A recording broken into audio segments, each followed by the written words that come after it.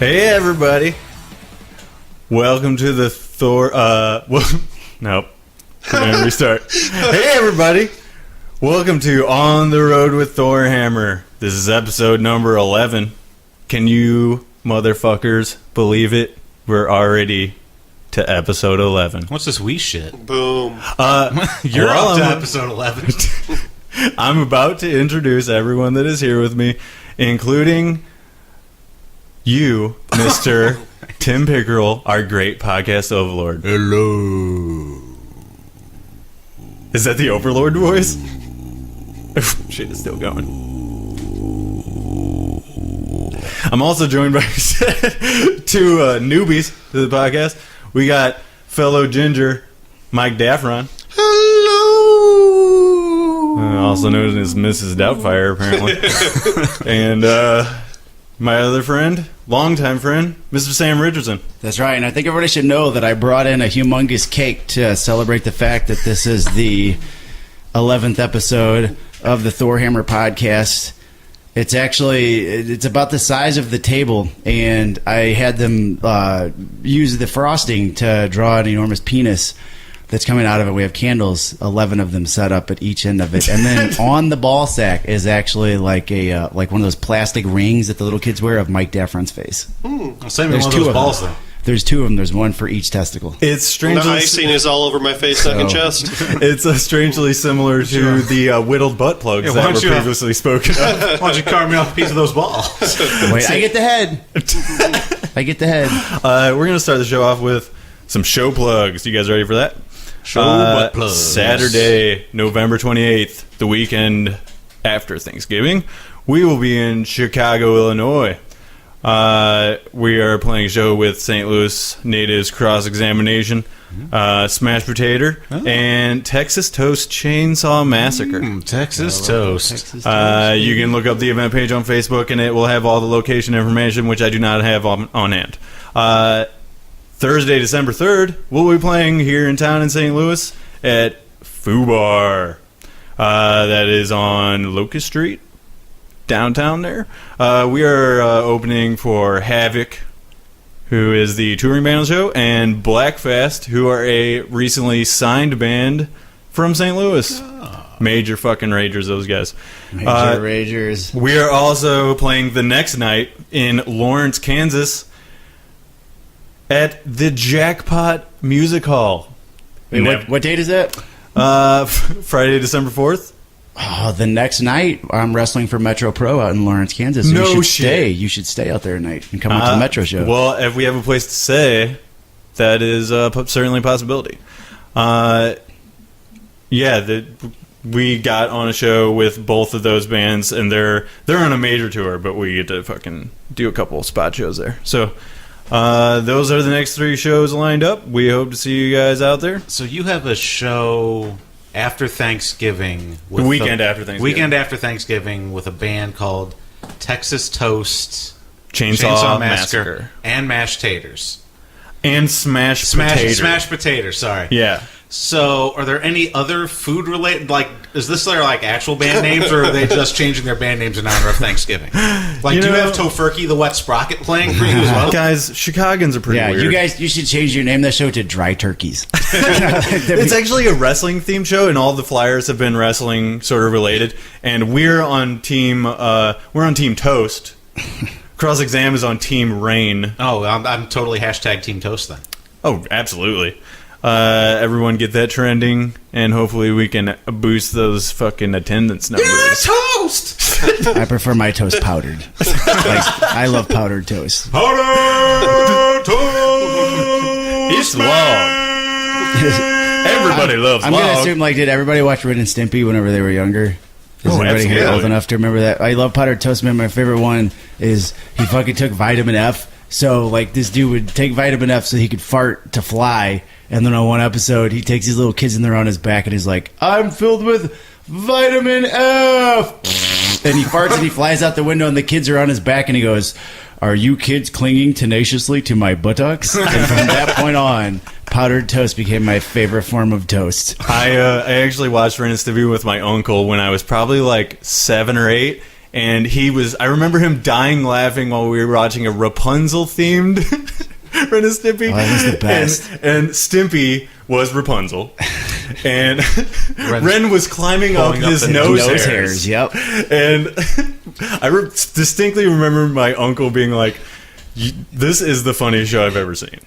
It was. I let Madeline watch it a few years back. She fucking loved it. Like, she liked Mr. Horse and all that. But I used to let her watch Ren and Stimpy until one day her mom goes, I don't think that you should let Madeline watch Ren and Stimpy anymore. And I was like, why? And she goes, she's in here asking her sister if she wants to buy some rubber nipples. Like, it'll keep her knees warm. Like, that show is the fucking best.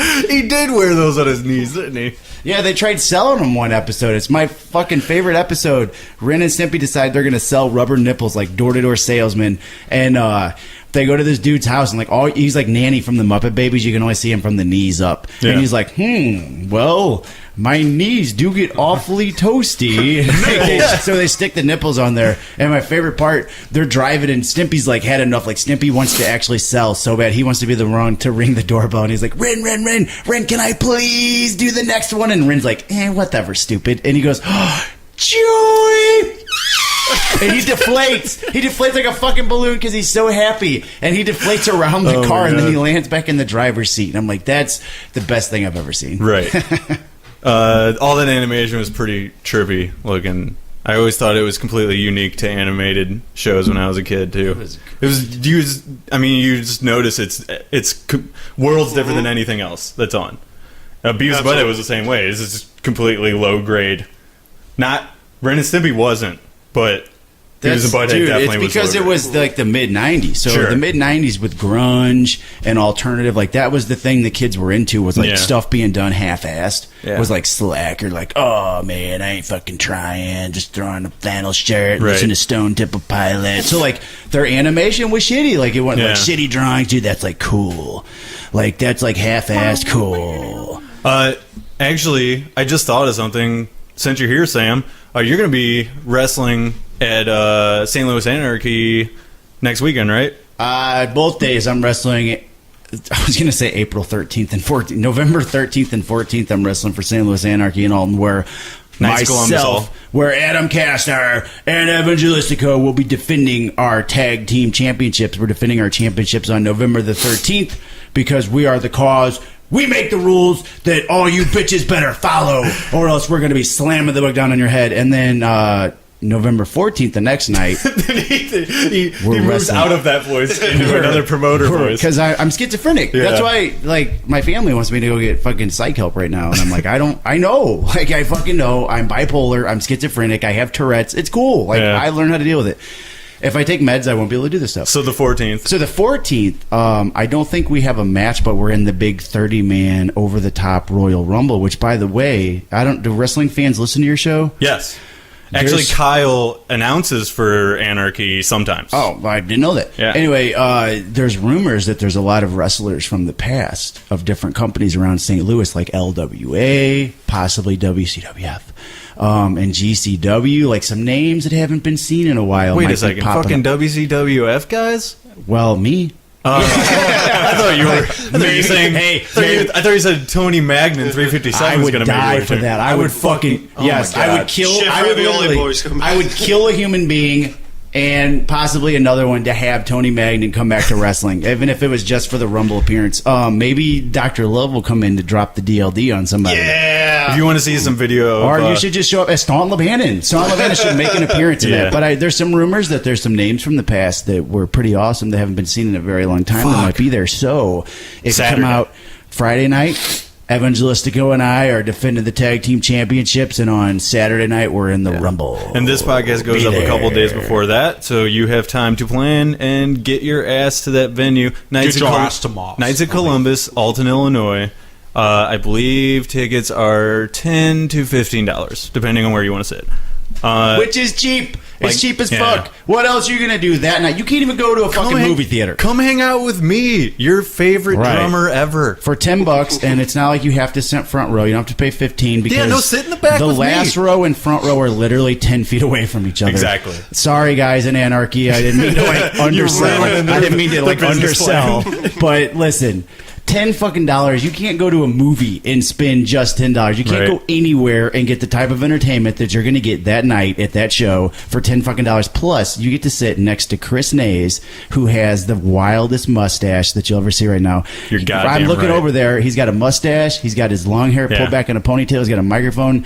This dude walked right out of KC95. All you need is your sweet Ooh. meat shirt on. That reminds me, the day that we're recording this is KC95's birthday. Happy birthday! Oh, happy birthday, Casey! I used to love We you for your fucking mandatory love Metallica and your when was the Led Zeppelin? Was 5 o'clock or 4 o'clock? The daily dose they of still LZ. do Daily it. dose of LZ. They do it in the afternoon drive still. Oh my god, they used to be my favorite stuff before smartphones and podcasts. It's just after midnight, and that means it's time for the rock calendar. That's right, with Pink Floyd "Time" playing in the background. Oh, Yep. I And love those, Casey. that sweet Octobon solo at the beginning. You Do they guys still know do what that? I'm talking about? Nope. I knew no one would get that. and it's fine. Casey was the All the best. drummers out there know exactly what the fuck I'm talking So, about. Mike, is there any truth to the rumor that you've blown every member of Thor Hammer backstage before their shows? Don't try to take over Because my I'm podcast. trying to get in the band playing the tambourine, but I'm only going to do it if that rumor's I true. told you you're in. I Oh. only gave Ian a hand job, an old fashioned. Which Ian? Well, makes a big he's got difference. two hands, one for each It Ian. makes a big difference. Two yeah. Ians at the same time. They were two ends of a table, and he was on the long Depends end. on which and he's hand you just- use. He's got Two both ends. hands working underneath. And you, the ginger.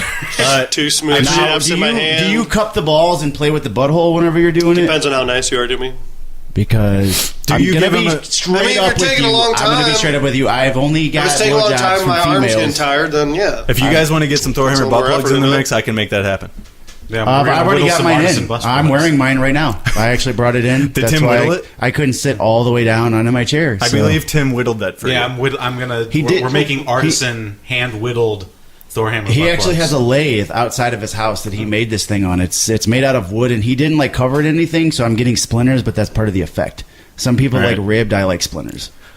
We mentioned a couple old school wrestlers, and if you want to see any videos of those cool guys like fucking Tony Magnan, look up Show Me Entertainment. Correct? Yeah, Or is Show it- Me Entertainment. Tony Yeah. Magnan is worth it. It's the, Tony Magnan uh, is worth it. If you subscribe to it and you go back and watch all those YouTube videos, channel. it's worth it just to see that Irish marble statue, Tony Magnan, and nothing but his Speedo and his wrestling shoes. I don't Yeah, need a gun. that alone is worth watching those old videos. My favorite thing about Tony was when And he Keith would Wilson. when he would hawk up and no sell. Like nobody in wrestling history has ever no sold like that, where he just like stood up and put his hands on his hips Yeah, like like Superman.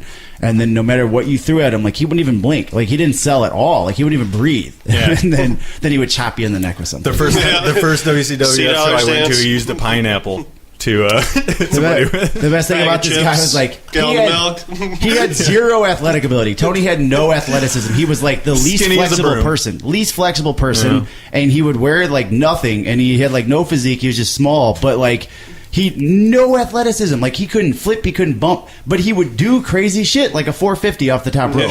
He would do a 450, which is like you jump up and do a somersault twice and then land on the person, and like he would get flipped over the top rope and shit. Like no athleticism, but he would do crazy shit and not blink. and Like, they that's would the other and they would thing. look good. He would have this blank stare the whole fucking time, and it made it hilarious because he was an Irish marble statue. with a bag of potato chips.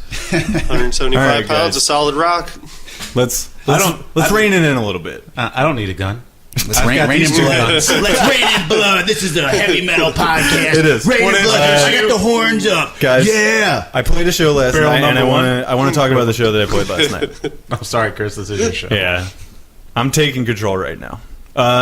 Played a basement show off of Hampton, How was that? so it was fun. Yeah. Well attended. I believe I heard from Kyle this morning. He said it was the highest attendance they've ever had at that basement. so you take Not including the You water. gotta weigh that out a So little it's bit. quite the turnout. Setting that What's bar awesome? high. What's awesome is that we played the biggest show that we've ever played last month. No, actually, not now. It's 2 months ago on 9/11. We played with Guar. Okay, Never forget. Fucking legends. All right, a little cheesy, but still great. Pretty Okay? entertaining. Yeah, and Mike was there as well. It was definitely the biggest show I've ever played. It was insane, and you got to stay humble because where do we go after that show? down to the basement. Basement. So we had a couple Our next bands show's come in in from out of base. town that we have played on shows with before in Kansas City and Des Moines. These two bands are both from Kansas City area. They are Helevate and Van Lade, and you can find both of those on the internet pretty easily. You just fucking Google it. I don't have the exact web address. They're on Facebook as well. So, and they got free music up, so you can check that shit out. Van Lade just put out an EP that's about 5 or 6 songs long, and both of those bands are great. But I got some gripes. Okay, and we're gonna go down just a couple of them. Van Lade used a fog machine. Okay, there was very little lighting down in the basement anyway. There is no need for a fog machine. The only reason you need a fog machine is so that lights that stream through the fog, you can see them, and it kind of looks cool. Are all the band members like ugly as fuck? Maybe they didn't want anybody to see them. They were like, dude, we're so fucking ugly, and I've got so much acne. Just fill the basement with fog, and like maybe people will breathe it in and think they're hallucinating that we're this ugly. They'll think we're guar. I actually don't think I need to answer that question. I think you know that the guys in heavy metal bands are not good looking. Bullshit. Back in the 80s, they were hot because there was a band called Motley 80s? Crue that sang a song called Kickstart My Heart. They look like girls. I don't That wasn't real. I think chicks were into dudes who look like girls in the 80s, but they are not now. Chicks are into any dudes. Chicks are into any dudes that seem popular. It's like if they seem popular, have social status or money, that's what chicks are into. Well, so, we are not heavy metal bands playing in the basement. Heavy metal is not cool right now, No. so Slap across that's your face. why. But- But hey, if you guys rebranded, if you all cut your hair, slicked it back, and stopped playing instruments, just go out there and sing and call yourself like fucking Guys, Hammer Direction Sam, or something. You can we be a haven't boy gotten band. to the Metallica segment yet. Oh, That's low. for later. That's low. Yeah, the That's cutting the low. hair and slicking it Hey, back and all that shit comes then. listen. I'm sorry, guys. Listen, Did I strike a chord? they sell out every scene Yeah, and that's every true. arena that they play. That's Everywhere true. they play. Truer words have never been spoken. When you get to the Metallica part, I have a story. Sure. And then you'll definitely get your chance to do so. We will play that soundbite. Yeah. Way too much fog. Nobody in the fucking basement could breathe. If it's well ventilated, maybe fog machine. But there wasn't even enough lighting for fog machine to make any sense whatsoever. As soon as that band got done, I was like, guys, cut the fog. He's like, but you guys like the fog. I'm like, looks I don't cool, fucking like the man. fog. This entire room is full of smoke. Okay. So to other independent bands, please fucking no fog in a basement. It doesn't make sense. Or change your name to Fog Out Boy. Or fog basement. Fog out, boy.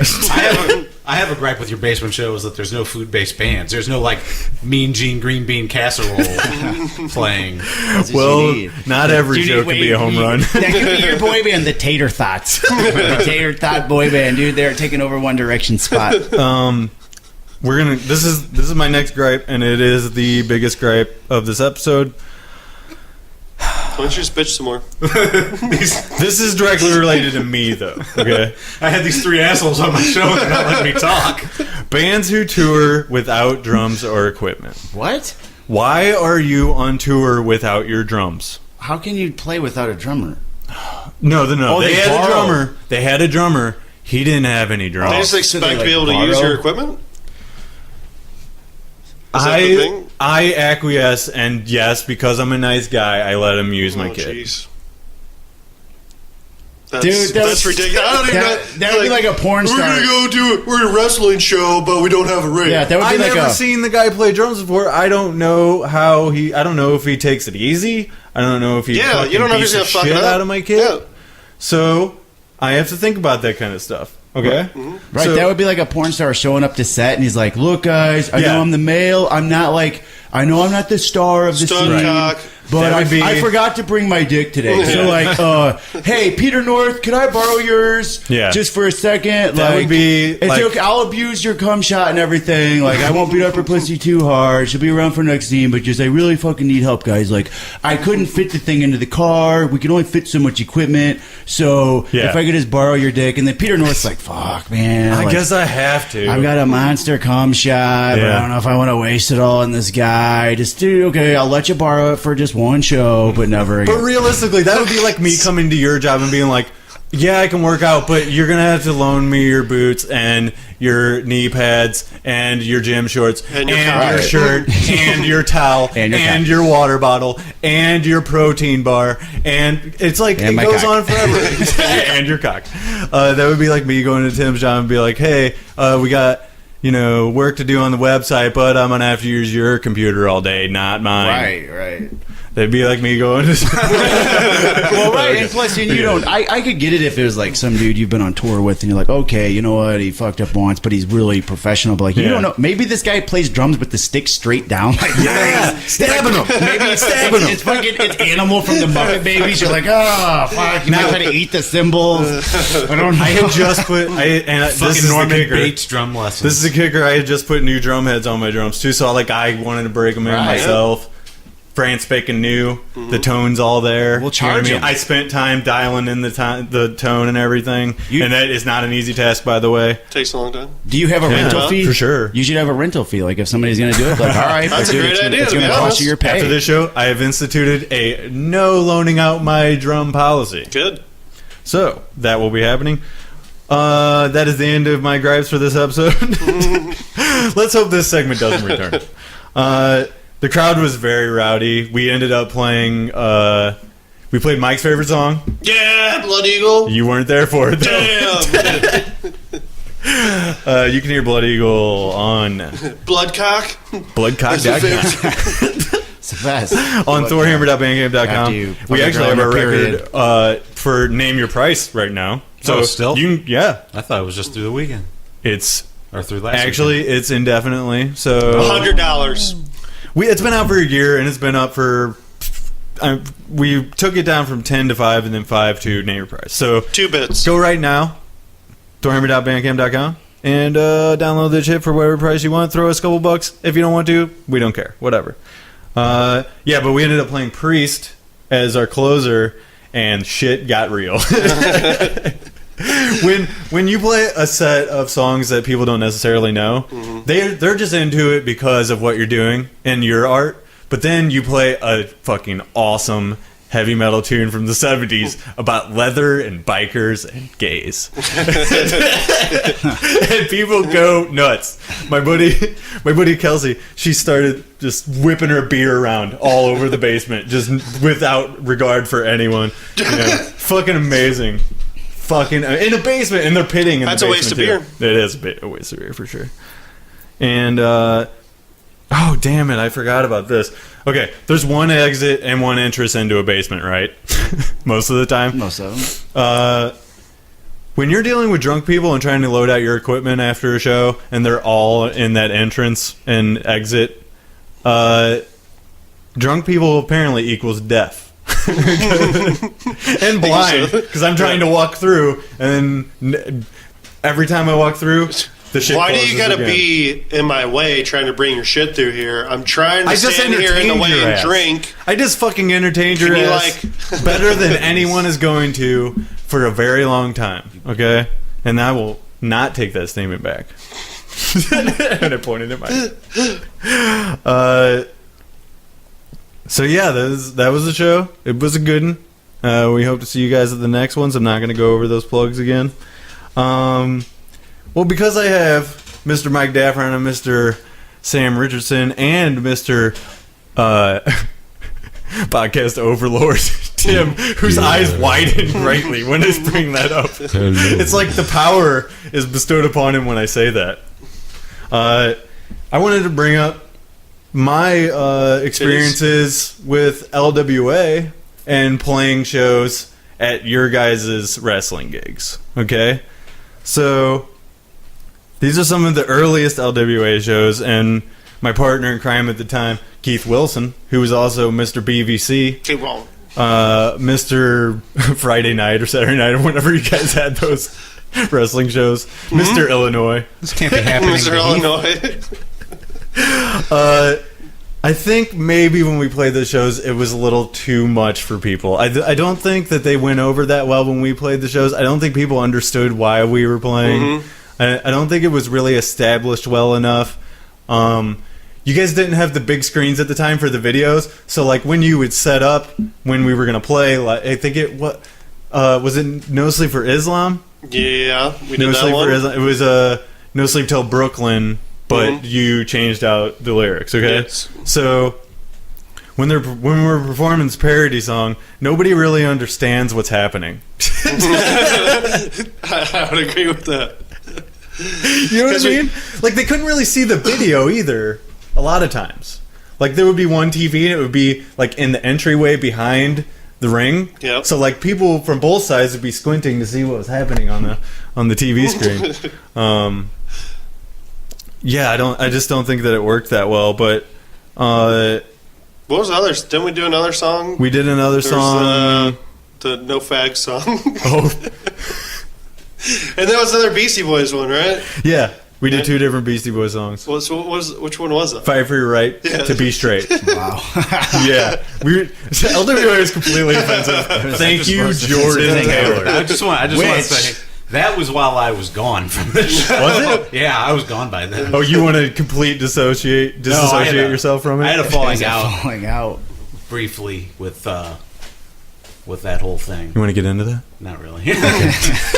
It's in the past I now. want to get right in it. Right inside it, nice and deep like.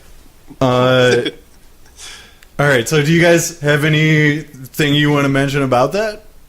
Or you want to just move on to something else? LWA About related? the That's offensive freaking hilarious. shows? About Yeah, the the shows being shows- offensive? I Or? still think it's funny. Well,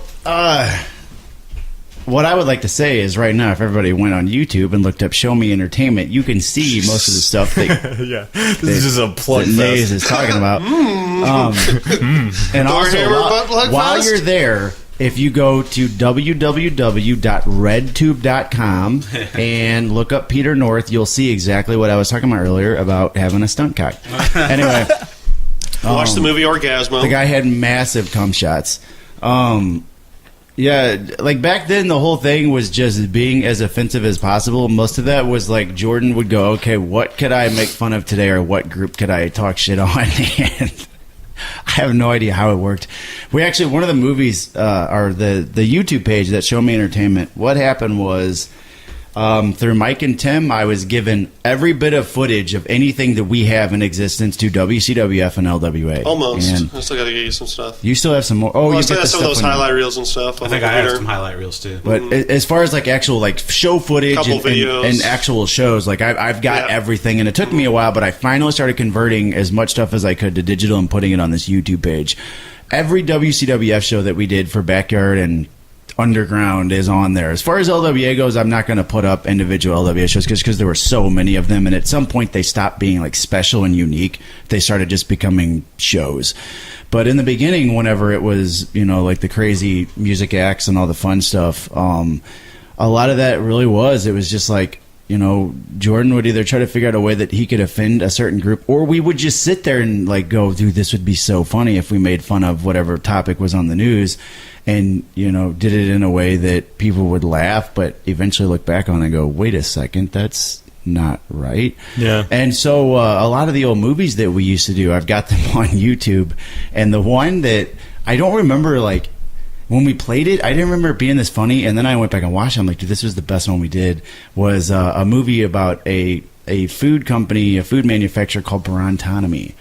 And what Barantonomy was, it was a company that provided food based products made out of poop and pee. And so in the movie, I come home and I'm this single dad, and like my daughter's needing food, and I didn't go grocery shopping, so I decide that once again I'm going to go poop into a bowl. And as I'm pooping in the bowl, Jordan comes through the curtain and tells me, no, don't serve your family food straight from your own asshole. Try poop and pee Brontonomy brand products. And so the rest of the commercial is us like testing out these food products made of poop and pee. And like, that goes like beyond just offensive to blacks or homosexuals or lesbians or whatever. Like we didn't just offend like a group of people. Like we offended everybody with that one because we were literally like watching my like quote daughter eat poop. Yeah. Like she's literally eating shit, and then Right. later on, all these dudes are drinking piss out of a fucking urinate bottle or whatever it was. Like it was so ridiculous. I feel But like you say we're watching your quote unquote daughter literally eating shit. We need to preference that it's not well, actually literal. there is a scene in there that contains actual shit. When they open up the container that said poop and pee, Jordan pooped into a plastic container and left it in Oh his yeah, room. that's definitely shit. That was actually poop. When she's That's eating definitely it, that shit. not actually poop. But like, insane, like offensive movie, and you can see it now by going to Show Me Entertainment on YouTube and subscribing, and you'll get to see all of these offensive films that Chris is talking about. Check We out just didn't Roland care. and Jack. Yeah, like those are bad. Those are local St. Louis native Justin Poole. What? Yeah, he's been in bands with Kyle. You can check him. He was in a band with me a long time ago too. I guess I just mentioned that. The funny thing is we put those up, and then Keith and I were talking back and forth on Facebook, and as I was putting up the Gook Hornet movies, he's like, dude, he goes, my neighbor here in Germany is watching these, and he thinks they're the greatest thing ever. So Yeah. I'm happy to know that there's like fucking Nazis out there Yeah, that dude, even there's think people like, out there that oh, love it. Descendants of Nazis. This is cool. Keith Wilson, former guitarist of Abomination and singer of Trapped Under Ice. Both projects that I was involved in. Let's see here. Let's talk about the LWA commercial. Keith and I recorded in his bedroom with... I wanted to ask you, Mike, what did we use to record that? I know. I thought I recorded on a mini disc player Okay. that I hooked up to like a little mixer, Yeah. and then we did. Was it in his room? Or thought we did it in his basement. We Well, did either it. way. We did it live in his basement, but Right. that was his room. Yeah. and then I think you just had some drum mics or something, and we hooked those up. Maybe. I think that's what we did. I think, and then yeah, I hooked but his that's- guitar was direct. That goes back to a point that I brought up a bunch of different times on this show and even in a podcast with him. Like, you don't need a lot to get this done. Mm-hmm. Today, especially with Oh, yeah. and You can- how technology's come along with home recording software, all you need is a couple mics, and it doesn't really matter. It'll come out sounding okay, you know. And I we mean, use given that- there is a high difference in like quality Oh, for sure. and you Yeah. know things you can do, and you like, can send it off to get it mixed, and without it'll knowing, sound better, you know, yeah. you know. But like, if that- you had me record you guys Yeah. or you had Tim record you guys, there's going to be a big difference, Sure. you know, because Tim knows what he's doing. You yeah. know? Wow, I did not know that was recorded in the basement. I thought Yeah. that was one of those studio things you guys did up at No, Webster. no. We just did that at Keith's house. And that commercial is also on the Show Me. It is on the Show Me Entertainment, and that actually showed on Charter Cable for a while. It was on Comedy Central and ESPN. My first taste of because fame. Awesome. here's the thing about that commercial, like we did not understand marketing at all. We did not get advertising. We were just like, this is going to be so cool that we made something and it's on TV. And then here's the thing. Those shows were done in Fairview Heights, Illinois, all right, which is like quite a distance from House Springs in Jefferson County where we lived at the time. It was so ego driven. We played them on Charter, on ESPN and Comedy Central. That was smart of us. But we had it air in like fucking House Springs and Eureka and High Ridge. Yeah. Our shows were like 40 miles away. We We weren't doing shows in House Springs at that time. No, this was way before that. you were just in Illinois. Yeah, we were just in Really? Fairview Heights. We Oh. did that so that our friends and shit Yeah, would that was see it. pretty because fucking the stupid. yeah, It was totally ego driven. It was totally ego driven. We were like, Well, dude, they'll all drive out. These are the people we know. They're going to know Oh, us. the only or reason I something. that was go. it. That was the justification was, well, the people that come out are all the people that know us from W know us. Like, but really it was just so that people we knew would see it. Yep. Like looking back on now, I'm like, dude, you know how much money did we waste? Not that we bought a bunch of spots, but like how much we wasted by doing that. Like they should have been airing in, which later on we did. Later on we ran ads actually very often, but they were where the shows were at. It was totally so people could see us. But the thing about that, like I was watching those commercials now, and I'm like, the commercial is a fucking funny idea. Like it's a good concept, but the way we executed it was like total crap. Like the production of it was horrible, and like the song, like it felt like rushed. Like I was watching it now, and I'm like, dude, you can barely hear it. It's like Yeah, you said, yeah. the quality of it would have made a big difference if Tim would have produced it and put it together. Like he would have been like, hey, you know, we should probably do this. Or it do was that. definitely slapped together Yeah, very it sounds quickly. like noise watching it now. I'm like, at the time I knew it because I knew those songs, but now I watch And it. I I'm like, also, ooh. being, I guess, an artist or whatever, I'm very critical of how stuff sounds that I recorded that long ago. And in the studio with you, for some reason I always play with my hi-hats wide open, and that makes a lot of noise. You know what I mean? And it's overbearing sometimes. Now I play with them touching, but a little bit loose. So it's like a sound instead of a. You know what I mean? Like it's clearly.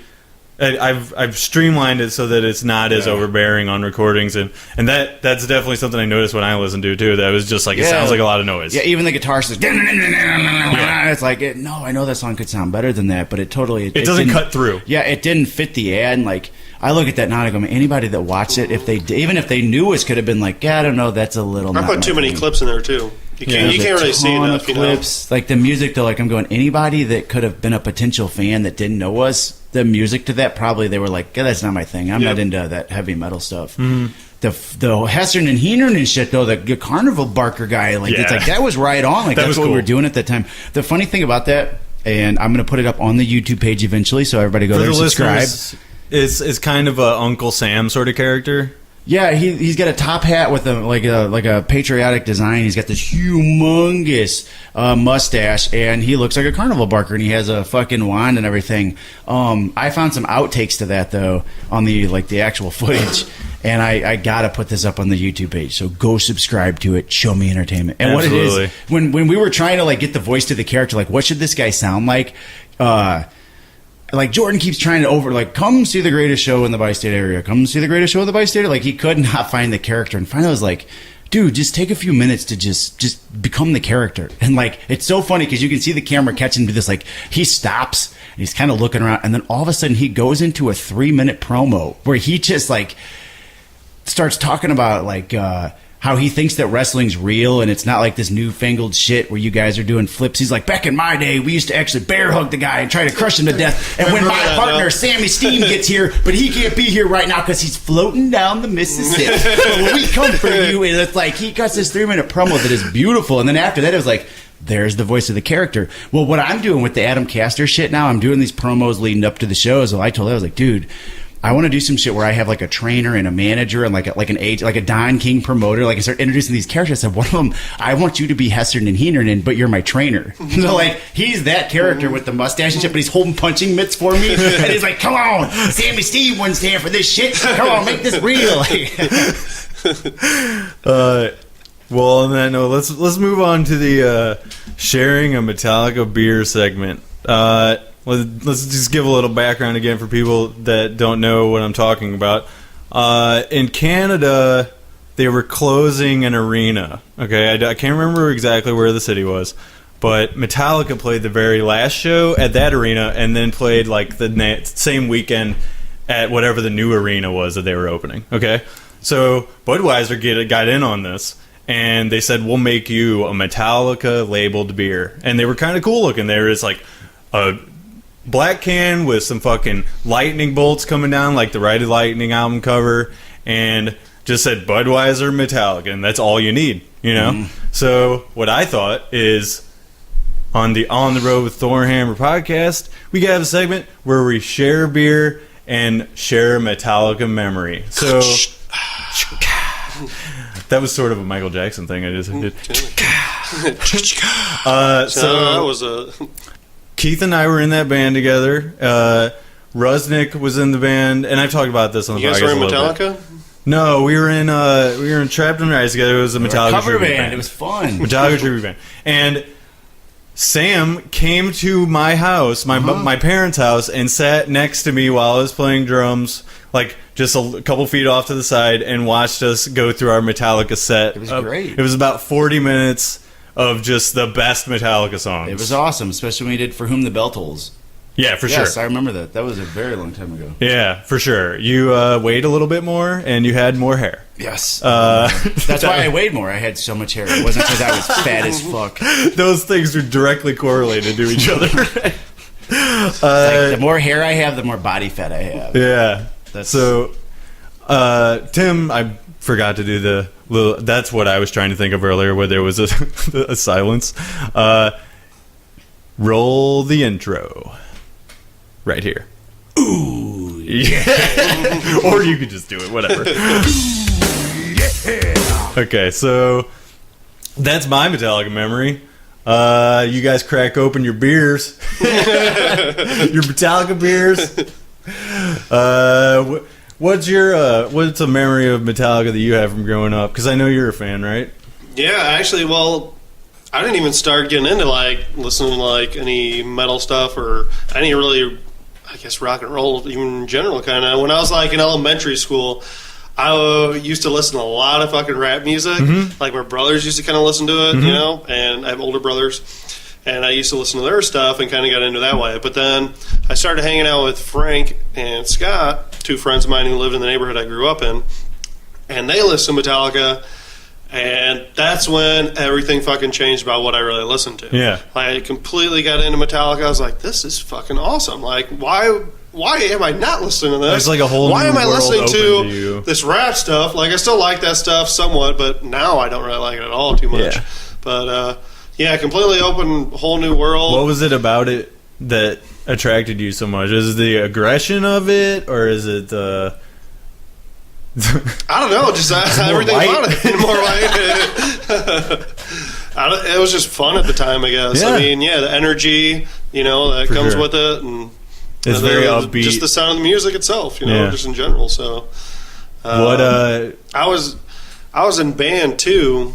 I used to play the trumpet, and this might sound weird, but I think like of metal music almost like a symphony in a way, with just only like 4 or 5 pieces. You can kind of sound like a symphony. There's so much there with the instruments that you have in like a metal band that you can make it sound like so much more. For sure. So I don't know, and just the way songs are set up a lot of times, Well, especially when you're in the studio, you can build up a lot, and there could be tons of layers of stuff. You know, it's like you wouldn't be able to play that live unless you had more people. But a 4 or 5 piece or even a 3 piece band could certainly do whatever they want to do. Kind of there's kind of like a symphony song too, like has its different transitions, and different points and movements, you know, and so do like a lot of metal songs in a way. Like Sam, your entrance music, Master of Puppets, you know, like towards the end, like there's a whole different segment to where it there's sounds the bridge completely different. part where it's a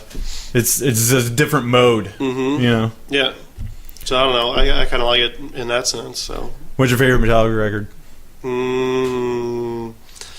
Gun to your head. Well, I don't know. I like Justice, so I'd probably say maybe that's my favorite. Or I do really like the S&M album, but I know that's not really necessarily that's an album. You know, it's like a live. record. You know, so but I love listening to that. But I would say probably Justice. Right on. Sam, I believe you said earlier you had a story to share about in the Metallica I got a segment. million Metallica stories. A really fun one that I went to see live. I was with Tim and Mike. We went to see them back in 2008. It was right after the Death Magnetic it was album the Death came out. Magnetic That was a tour. really fun one. I was Mike, also at that show.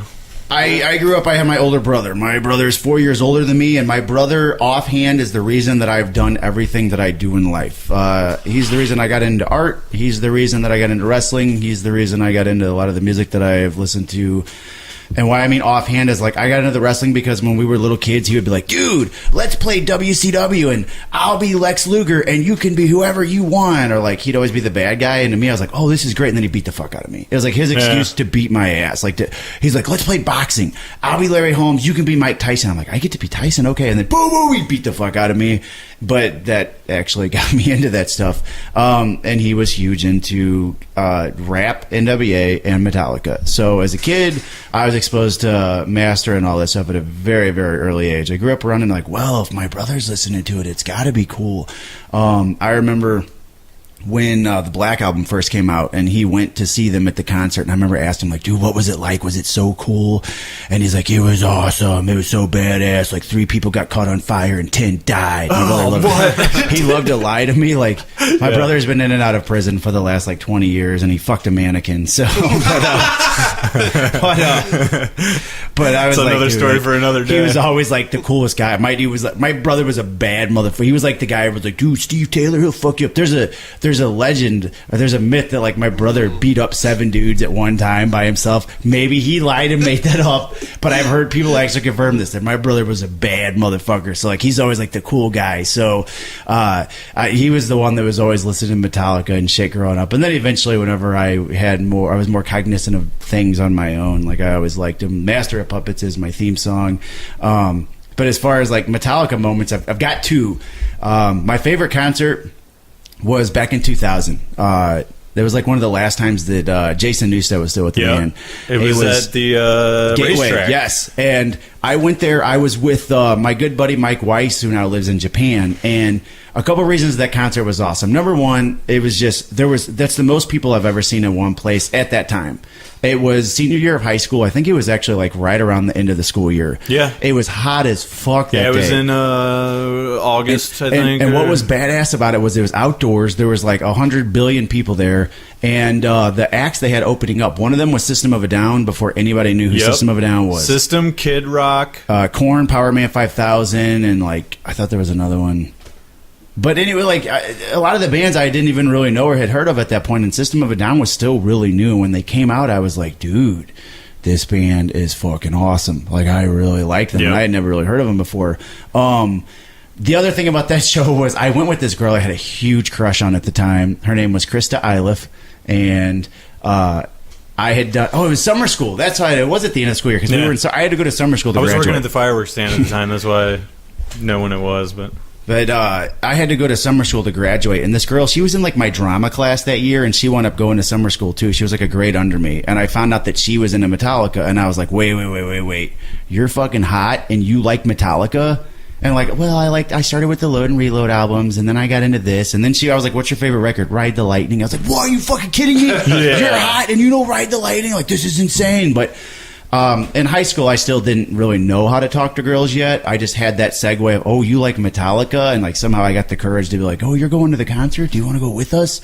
And so her and her friend Sarah went with me and Mike Weiss, which like, you'd have to know Mike, because Mike had a kind of an odd little personality whenever it came to girls. But I remember going there, and like, it was so awesome because at one point, like, I was like, get up on my head. And like, she sat on my shoulders, like, during the concert. And it was just like, it was neat because it was Metallica at 2000 when they were still like, they could fucking kill. Like, Jason was still with the band. Her vagina was sweating on your neck. It was all Did of my, she show her dude, the boobs? back of my Did neck she was show her boobs? soaked. It was soaked. I don't know because I couldn't look up. And plus, I was getting I was like probably high. I was getting like a contact high from everything around me, and like I was like, this is so awesome. I've got Krista on my shoulders and like Metallica, and this is fucking great.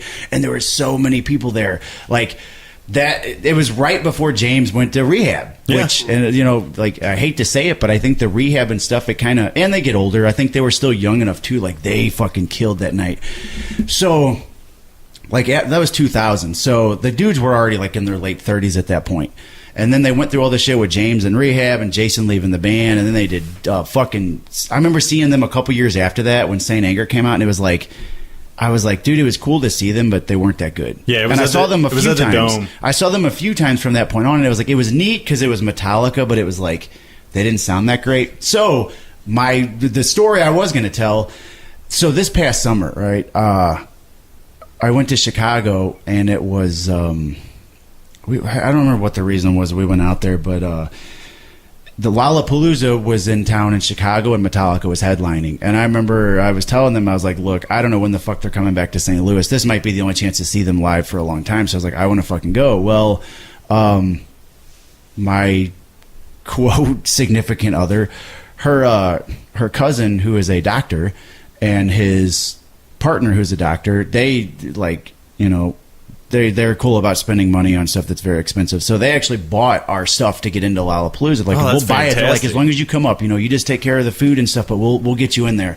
I thought, I ain't passing this up. Now I went there again going, well, they're fucking old. They're like 50 now. The dudes are all like grandpas or something. I'm not expecting it to be great, but I was like, it's still going to be cool because it's Metallica and I haven't seen them for a while. So, you know, I was like, at least it'll be an experience. I'll get to hear Master live, and it'll be neat because they're on stage and it's Lollapalooza. But I wasn't really expecting it to be that great. And Dude, they came out, and I swear I've never fucking heard them sound that good before. Yeah, by all accounts, that those spot shows they've been doing have been amazing. I was blown away. Like, James, and like...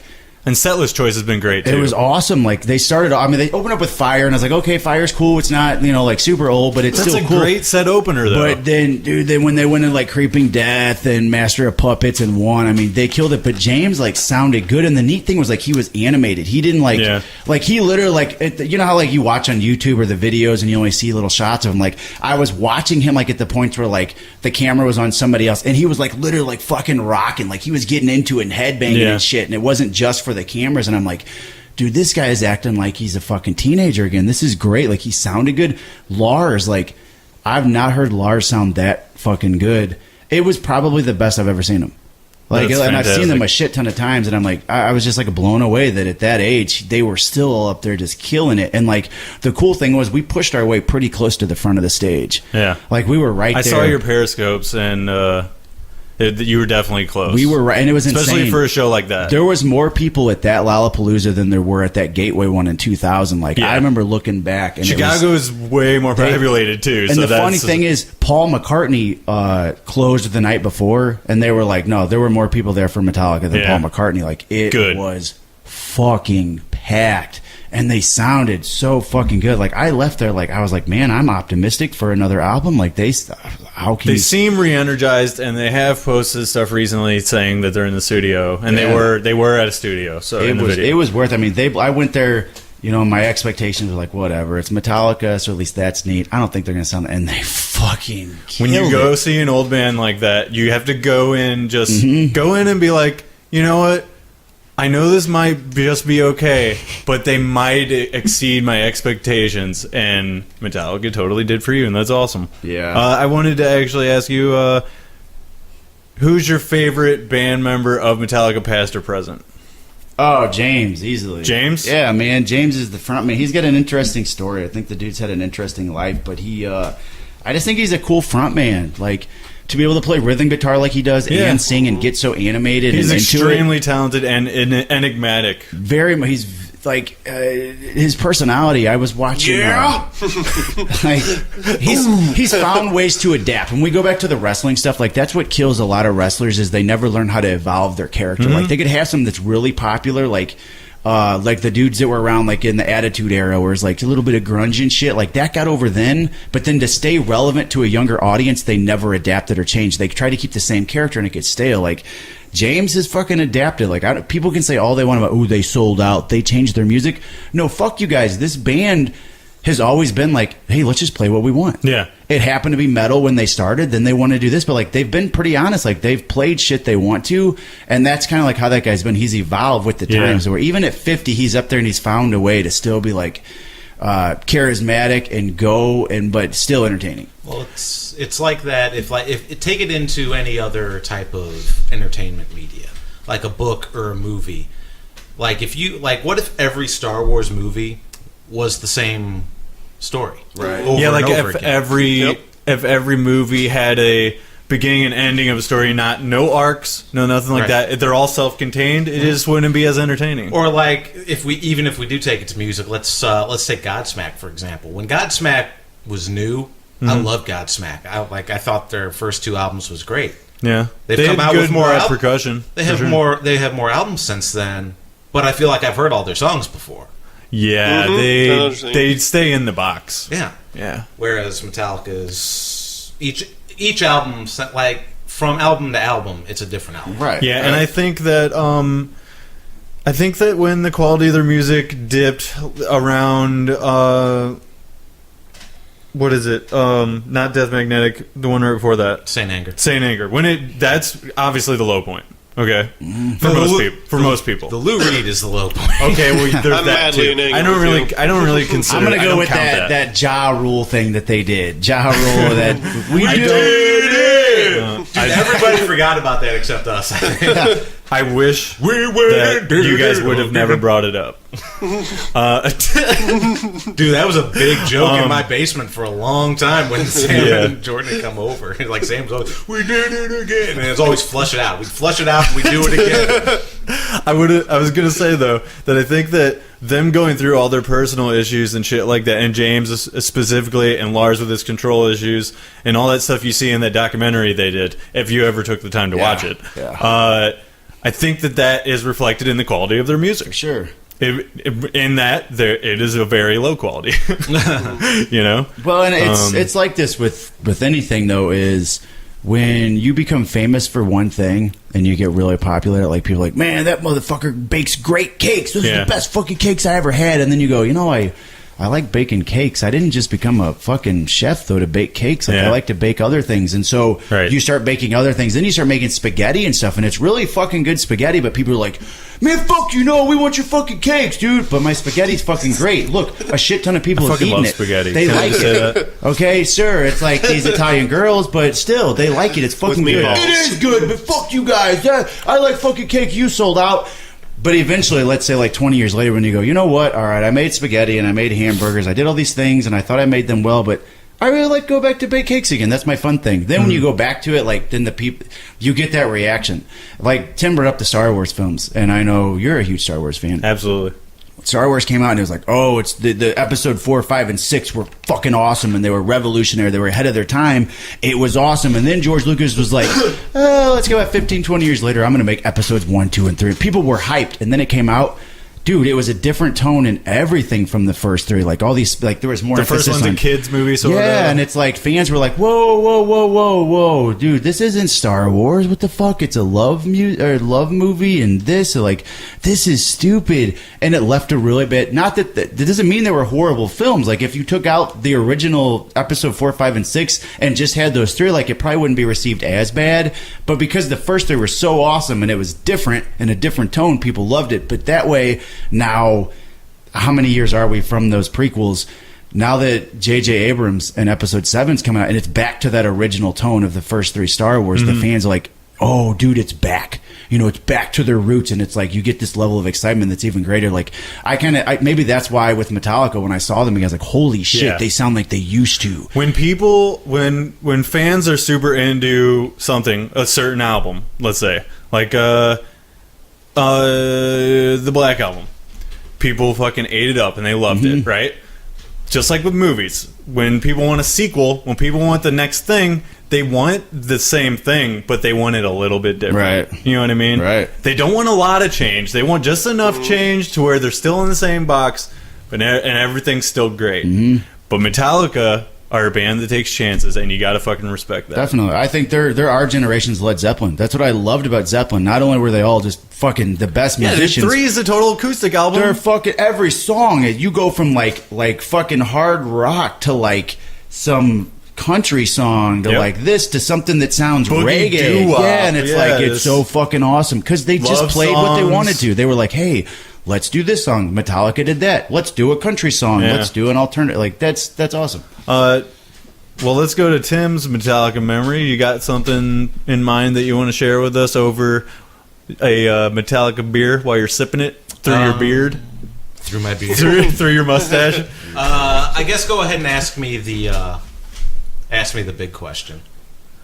Well... And I will defend it. Let's give a little background. We have always liked... I think I can speak for Mike and Sam as well about whether or not the Black Album is the greatest Metallica album. Right? I believe that's the question that we're talking about. The question would be what's my favorite Metallica album? Sure.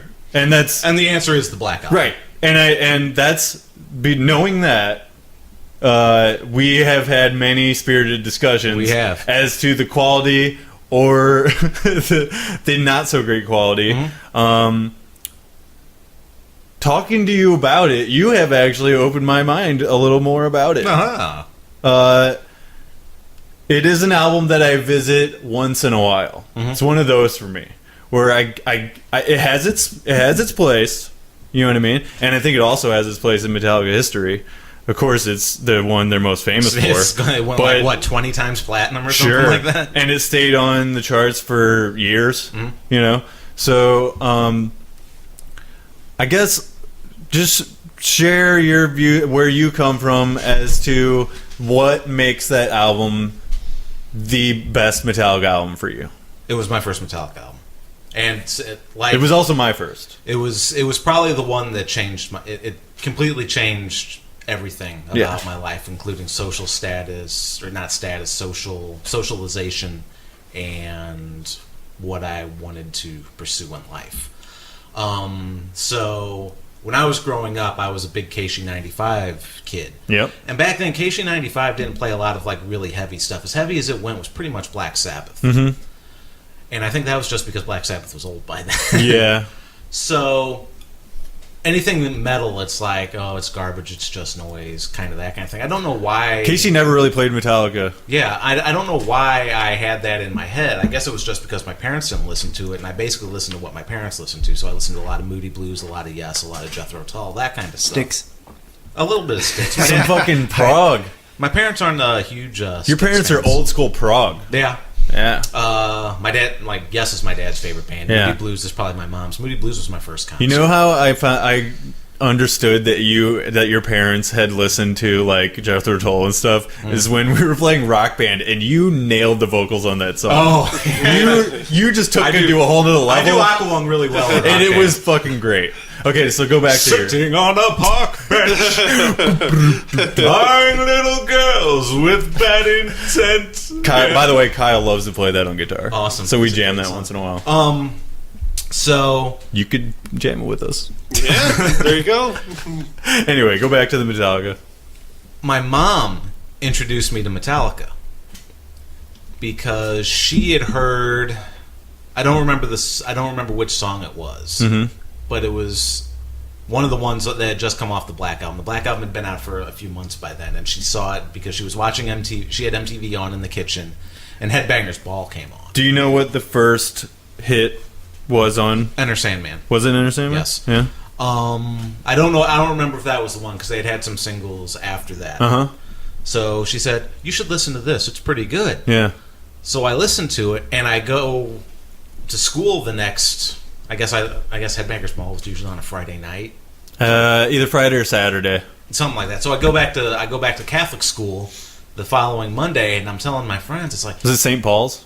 no, I went to a place called Holy Family. Oh, okay. Down by Tower Grove South.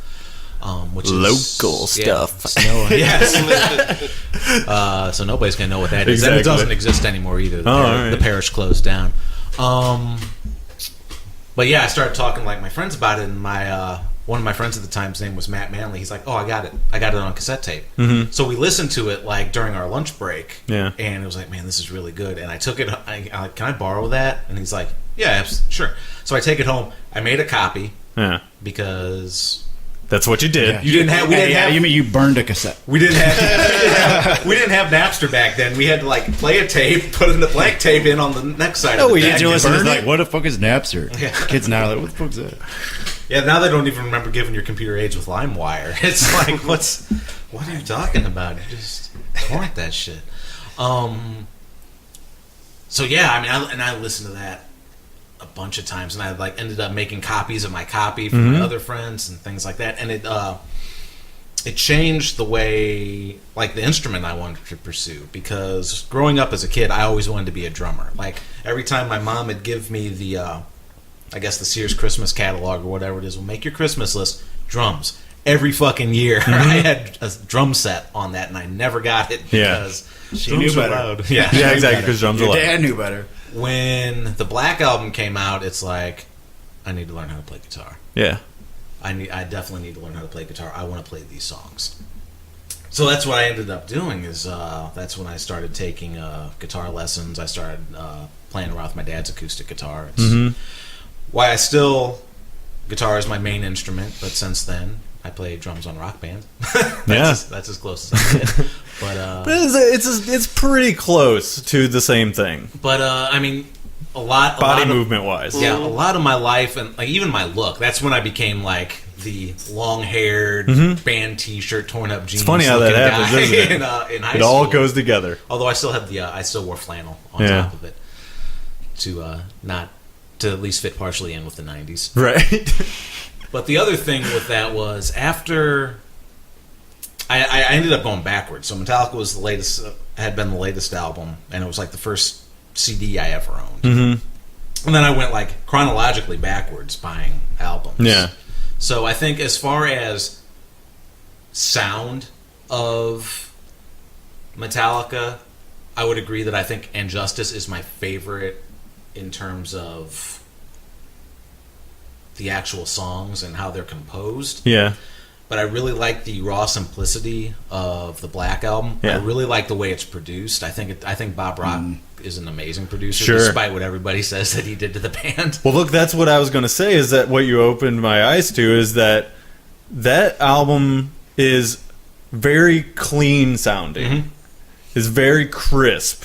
You know what I mean? Yeah, everything pops on that. He took Metallica and sort of polished out the rough edges, as it were, and that album wouldn't ever sound that great. Like, if they had made an album without Bob Rock, it wouldn't sound as good as that. You know what I mean? Yeah. And they wouldn't. I think they maybe would have hit a sort of roadblock as far as songwriting wise and stuff like that around that time. Sure. And that's just Metallica fantasy booking. But yeah, and I do think when you say that you like Justice the most for the songs, I think that that's a direct result of your parents' influence of music. Yeah, but if I'm gonna rock out to Metallica, it's gonna be Black Album. Yeah, just because it's. I mean, the drums alone on Black Album, Jesus. Yeah, I mean, just it's probably the best drum sound they've had. It is for sure. But it's just boomy, and I fucking love boomy. For my stuff, that's what I want. You know what I mean? Recording, I don't know if we're gonna be able to get that out of a high-tech studio. But we try to get as close as we can. You know what I mean? People still just sample his stuff to this day. Yeah. So speaking of the recording part, I guess it was. So I was in 6th grade when the Black Album came out. That's when I got exposed to him. So that would have been 92. Fast forward to towards the end of my time in high school, probably my junior year or my senior year. By then, Load and Reload had come out. Yep. But I found out that Metallica did a documentary during their time with the Black Album called "A Year and a Half in the Life of Metallica." Yes. The first part's them in the studio, the second part's them on tour. I love that studio stuff. I watched that. I had watched that studio stuff over and over again when I rented it from whatever the update video I think was what it was down there. Video update. Video update. Yeah. So it's like that. That's what took me into more of I want to play guitar to. I want to. How dare you? I want to record. I'm not going to call you out, but yeah. I think everyone listening knows who that was. Not me. It wasn't me.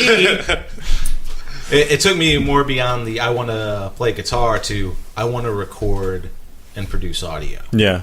Just watching them like slice the tape and taping it back together for the drum hits. As Lars is so wont to do. Yeah. Because he can't play in time for shit.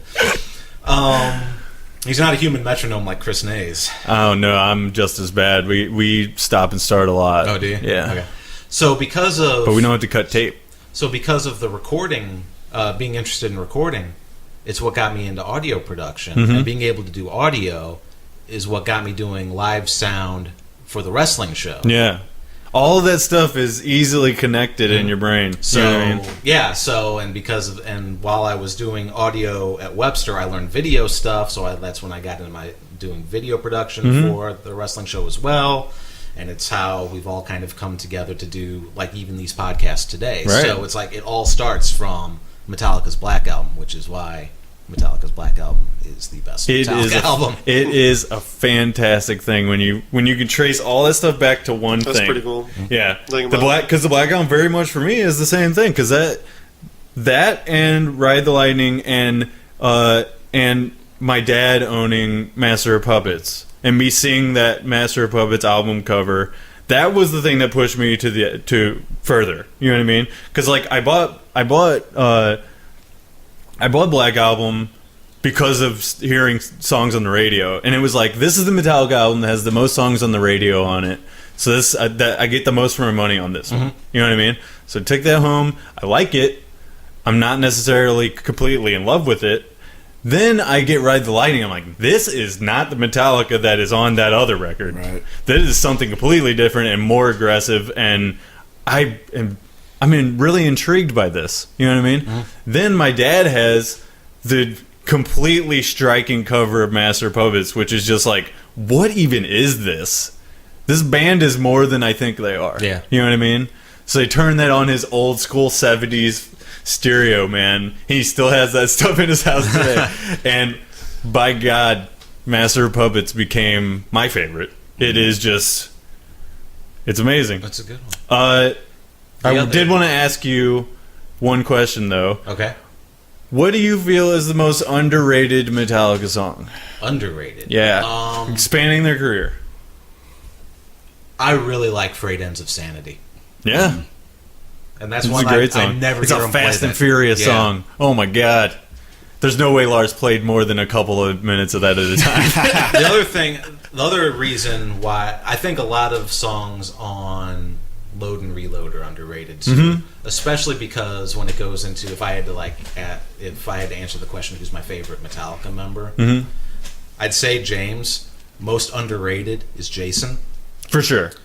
Not only by the band itself, Yeah. but like everybody's like, oh no, Cliff was the best. I would bass player. almost say Lars underrated as well. Yeah. Well, I mean, he's kind of the leader of the band. Like James Well, is the frontman, but Lars Publicly and business wise, yes. But I think that like Lars Ulrich gets a lot of flack from everyone because of a lot of things that he did business wise, and he's a solid drummer.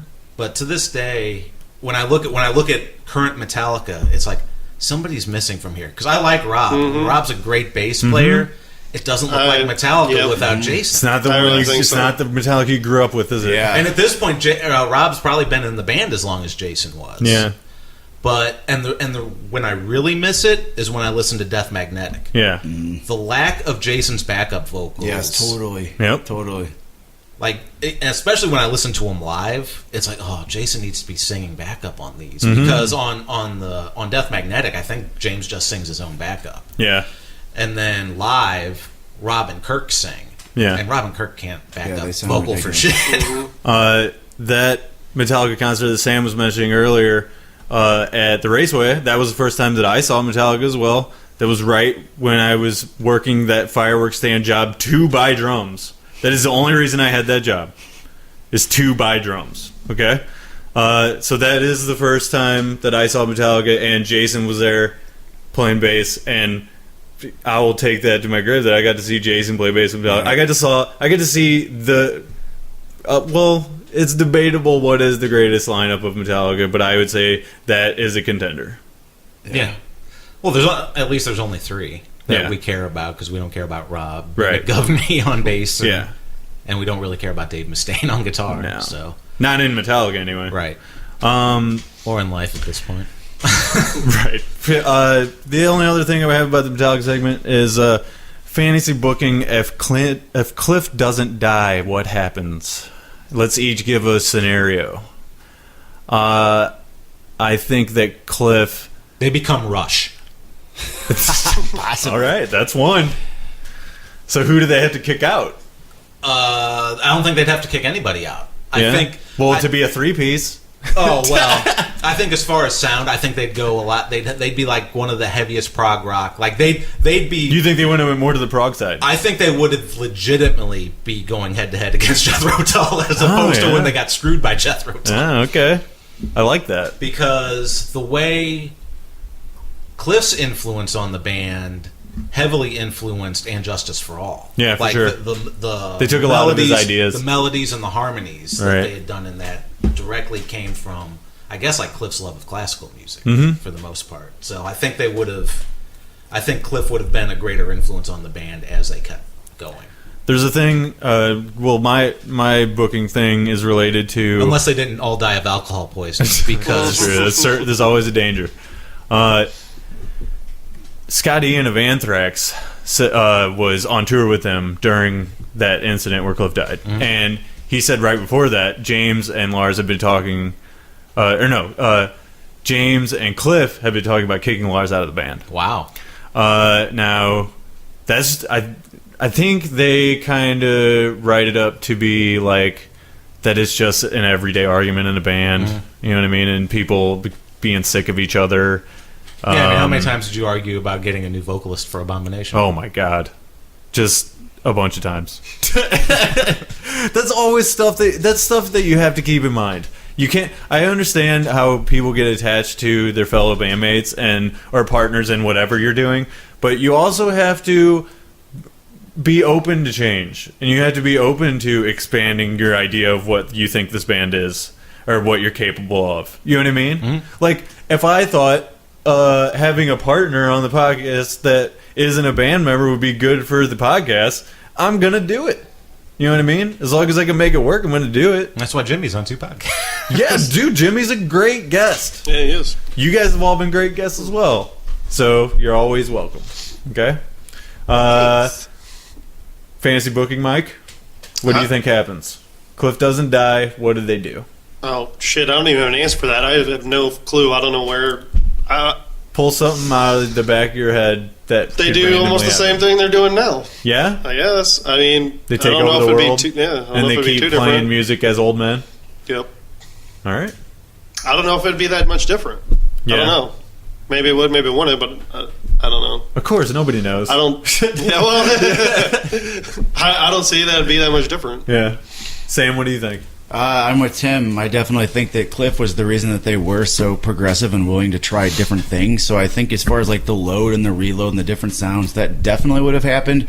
What I don't think would have happened was the hair cutting and the just drastically At least changing. not him. Right. Well, and I think he's the one that would have that attitude of, man, fuck that shit, guys. That's Yeah. not us. Don't fucking I think do that. he's Like, more of a Lemmy kind of dude. yes, when he died, like that voice of like, don't fucking, do that. Don't cut your fucking hair, dude. Guys, let's fucking rock. Like that was gone. And that's why they Yeah. were willing to listen to like Hollywood producers and shit. They were like, oh, you got to do this and do your hair and wear makeup and do all this shit. Like, I don't think that was necessarily You saw them. him wearing denim and Yes. fucking bell bottoms in the 80s. Yeah, he was Oh, willing to shit. lead the charge. So I don't think you would have seen such a drastic change in their look and appearance of that whole, sellout. He might have Clap reined him in stuff. a little bit. I remember. I think there would have been a little change with the times because you have to, but it Sure. would have been that drastic. And it would have been like now, eventually things would have come full circle and they would have gone back to like what their, base of music was. It's just, I don't think you may have necessarily even seen a Bob Rock in the picture just because It's of entirely possible, yeah.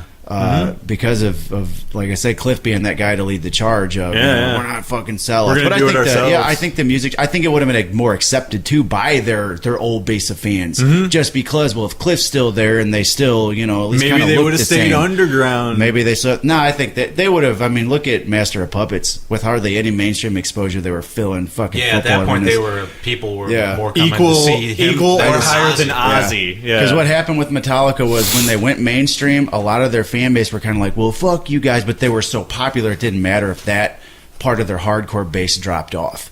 They became so popular Fucking now, right? Metallica fans were hipsters before Yeah, they were they were. hipsters. So I mean, I think you still like they would have reached mainstream success, and like a lot of things would have happened. I just think how their hardcore base would have accepted it would have been different. Yeah. I don't think there would have been any drop off. I think they would have stuck with it. I was remembering how shocked I was when I got the Live Shit Binge and Purge box set Yeah. before Load came out. Yeah. And towards the end of their Black Album tour, Jason had shaved his head. Like Yeah. his pictures were in there because I think he shaved it off for a charity or something. Oh, really? But yeah, like I don't think I've ever seen those if pictures. you flip through the book and the Live Shit Binge and Purge box set, like he's got a shaved head. Wow. I never knew that. Yep. Learn something every day. Okay. Oh yeah, James is already getting like a mullet and looking all country-ish and shit. Yeah. All right. Well, I think we're gonna actually let me tease something that's gonna be on the podcast, and the next time we go on tour, which is Thanksgiving weekend, I'm gonna be hosting our Showdown for Shotgun contest. Okay. The Jeep is extremely uncomfortable, Okay. especially on road trips. It is widely known as being uncomfortable, even though it's a fairly new vehicle. Okay, the seats just suck. None of the back seats in Jeeps really suck. The back seats definitely suck.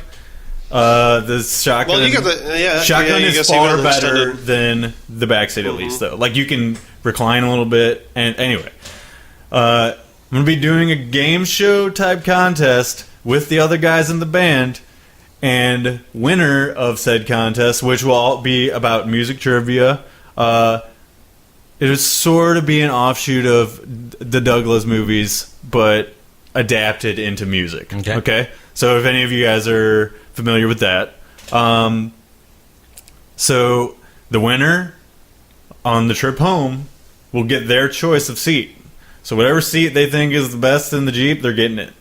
Oh, that's how Cliff died. Oh! Actually, he got it by chance. Oh, that's true. Yeah, they just drew cards, and that's not how this is going to work. This is about knowledge. This is about knowing your shit. If you know your shit, you're going to get a good seat. Who's your bass player? It's Ian Rusnick. Oh, Ian. Yeah. You better get that last half job from Mike Daffron. He is the smartest. He is the most knowledgeable. He went to trade school and he works at Boeing and shit. So, but does that translate to music knowledge? We'll see. You know, Who can say? I'm gonna give you guys a chance to plug your shit. So let's start with Mike D. No, nothing. You don't want to plug shit. All right, Sam. Game of Thrones podcast. Sam's gonna have the most. See me. You follow me at the Mike Daffron. There you go. See, That's all you gotta there do, you man. go. That's what There you I go. mean. Hashtag Mike D. Yeah. You Facebook friend me? Hashtag newest daughter. No, it's just I don't even use Twitter that much anyway. Yeah. I don't even really use it. So yeah, if you want to follow me and send me a message, I might Look see him up it. on Facebook. So He's there the you go. Ginge. Yeah, the only ginger out there in the world. Well, in a world of many, you are but one. Yeah, so if you looked up Mike Daffron, I'd probably be the only ginger Mike Daffron. It's possible. Yeah, I know there's more Mike Daffrons. There is Mike Dav. There's someone with my exact name in Jefferson County. Really? Yeah. That's just He's a bullshit. punk ass bitch. That's who we had on the house Is it that I wrote. your Bizarro? Basic Chris Nays.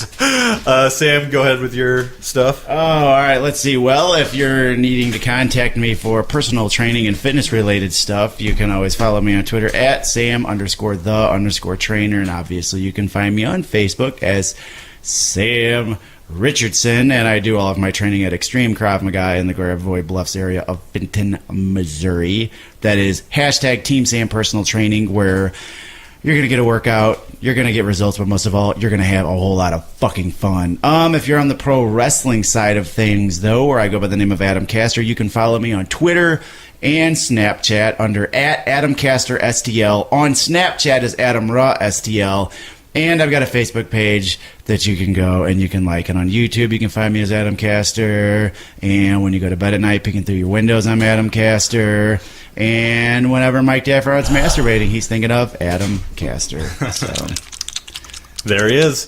Also, make sure you check out the podcast that I do usually every Tuesday. It comes out, but I've been way off lately, and that is called How Should I Bro, and you can find that at www.howshouldibro.com. Search us on iTunes because Mr. Chris Nays and Mike Daffron were guests on one of the latest episodes, and you might learn something new. You might find something out that you didn't know before. There. Tim? So yeah, thanks for listening to Chris's podcast on the Onyx Edge Network. As Sam said, we have another one called How Should I Bro? And I also do a Game of Thrones one with Mike that he doesn't want to promote. So I did try to say something. that's That was called interrupted. That's called The Watchers on the Couch. And so yeah, definitely you can follow me at at Tim Hates You on Twitter. There it is. At Onyx Edge Studios on Instagram. Keep a lookout for Onyx Edge Studio stuff. There is a Facebook page, which I don't update often, but I'm going to start doing it some more because we have some cool stuff planned for 2016, I think. So All the podcasts can also be found very easily on YouTube as well. yes, there's also a YouTube channel for Onyx Edge Studios where everything gets automatically uploaded. And yeah, that's it. So yeah, we're gonna be doing a lot more stuff with Onyx Edge very soon. Big plans. Yeah, so Uh, that's it. let's do some more Thor Hammer plugs. You guys already heard this show, so I'm not going to go over that again. We are on YouTube at Thor Hammer Metal. Lots of recent show videos on there. You can find us on Facebook. Just look up Thor Hammer, and we should be the first ones to come up. Go to thorhammer.bandcamp.com for the Thor Hammer record, which is currently available for Name Your Price. That includes for free. So, you want to throw us a couple bucks? Go ahead. You don't? We also have t-shirts and stickers and patches and just all kinds of Thor Hammer shit that gets your pussy wet. Yeah! Check it out! I'm wearing one! Damn! This reminds me of the time in WCWF when you pulled off your shirt and there was a tiara. But it was a black tank top. It was a black wife beater instead of a white one. On a broomstick. Next, I want you to pull up your shirt and it just be that then same just logo, white. but in red ginger hair. I don't really have that much chest hair. I know, it's fine. Yeah. Look for 3D printed Thor I Hammer got butt plugs enough. I got coming enough soon. to share for you. Yeah. Yeah. I got enough around like my nipples, maybe. Yeah. You know. I got plenty of that So- too. I don't know. All right. Anyway. Thanks for checking out the podcast. Podcast number 11 is in the books. Thanks all you guys for joining me. Thanks for Hopefully we having can me do on. this again. Appreciate it. To all our otters out there swimming in the sea of pod, we thank you and good day. You said good day. Do it, All Tim. the frat Tim, otters. Tim, I forgot. Do it now. I forgot. There's a song. Tim, start it now. Now. Now. No.